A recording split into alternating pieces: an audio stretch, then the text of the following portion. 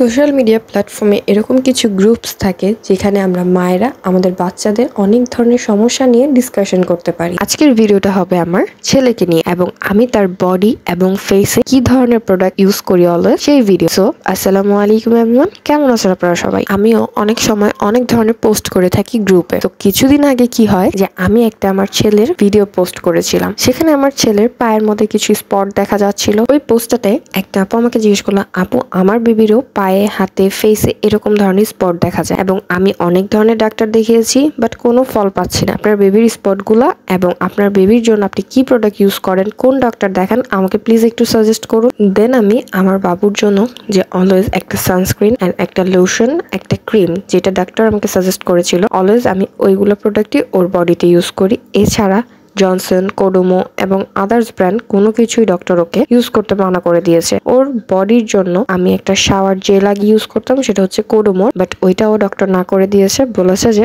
ওর জন্য select plus নামের একটা শ্যাম্পু যেটা ওর ফেস, বডি, হেয়ার সবকিছুতে ইউজ করার জন্য, এবং ওই শ্যাম্পুটা আমি ওরকে গোসল করানোর 5 মিনিট আগে ফুল বডিতে, মাথায়, ফেসে, অল ওভার বডিতে ইউজ করে দেন 5 মিনিট পর ওইটা দিয়ে আমি ওকে গোসল করিয়ে দিই। গোসল শেষে একটা ক্রিম অ্যান্ড একটা লোশন যেটা মিক্সড করে আমি ওর ফুল বডিতে দিয়ে দিই এবং একটা সানস্ক্রিন যেটা আমি অলওয়েজ ওর ফেসে ইউজ করে থাকি। এই প্রোডাক্টগুলো ইউজ করার ফলে আমার বাচ্চার পায়ের যে স্পটের মতো দাগগুলো ছিল ওগুলো মাশাআল্লাহ অনেক বেশি কমে গিয়েছে। আপনারা চাইলে ইউজ করে দেখতে পারেন, বাট আমি প্রেফার করব একটা ভালো চাইল্ড স্পেশালিস্ট ডক্টরের কাছ থেকে পরামর্শ নেওয়ার জন্য, বিকজ আমার ছেলের শুধু পায়ে স্পট ছিল বাট অনেক বাচ্চাদের ফুল বডি, ফেসে এরকম অন্যান্য জায়গায় অনেক বেশি স্পট থাকে। আজকের ভিডিওটা এই পর্যন্তই। সবাই ভালো থাকবেন, সুস্থ থাকবেন, আমাদের জন্য দোয়া করবেন। আসসালামু আলাইকুম।